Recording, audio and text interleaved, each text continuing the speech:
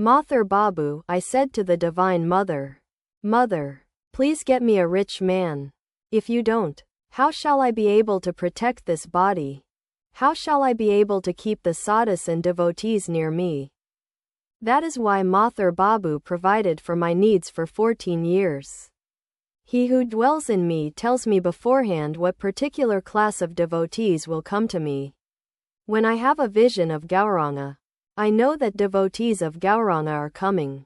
When I have a vision of Ran, the Saktas come. At the time of the evening service I used to cry out from the roof of the Kuthi, weeping, "Oh, where are you all? Come to me. You see, they are all gathering here. One by one. God himself dwells in this body. It is he who, of his own accord, is working with these devotees." What a wonderful state of mind some of the devotees have. The younger Narain gets kumbhaka without any effort. And samadhi too. Sometimes he stays in an ecstatic mood for 2.5 hours. Sometimes even more. How wonderful.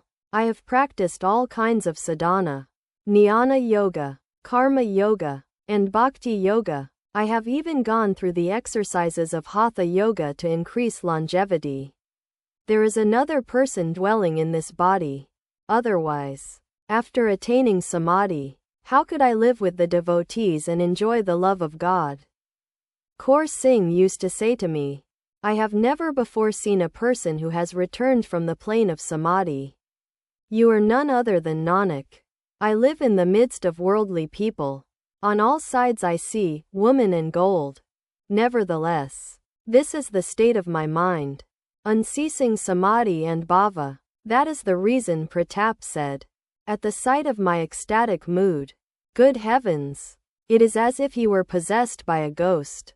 Recall. M. And the others were speechless as they drank in this account of Sri Ramakrishna's unique experiences. But did Mahamacharan understand the import of these words? Even after hearing them, he said to the master, these things have happened to you on account of your meritorious actions in your past births. Mahima still thought that Sri Ramakrishna was a sadhu or a devotee of God. The master nodded assent to Mahima's words and said, yes, the result of past actions. God is like an aristocrat who has many mansions. Here, referring to himself, is one of his drawing rooms. The bhakta is God's drawing room. It was 9 o'clock in the evening. Sri Ramakrishna was sitting on the small couch. It was Mahamacharan's desire to form a brahmachakra in the presence of the master. Mahima formed a circle, on the floor, with Rakal, M. Kishori, and 1 or 2 other devotees. He asked them all to meditate. Rakal went into an ecstatic state. The master came down from the couch and placed his hand on Rakal's chest. Repeating the name of the Divine Mother, Rakal regained consciousness of the outer world. It was 1 o'clock in the morning, the 14th day of the dark fortnight of the moon. There was intense darkness everywhere. 1 or 2 devotees were pacing the concrete embankment of the Ganges. Sri Ramakrishna was up. He came out and said to the devotees, Nangta told me that at this time, about midnight, one hears the anahata sound. In the early hours of the morning Mahamacharan and M. lay down on the floor of the master's room. Rakal slept on a camp cot. Now and then Sri Ramakrishna paced up and down the room with his clothes off.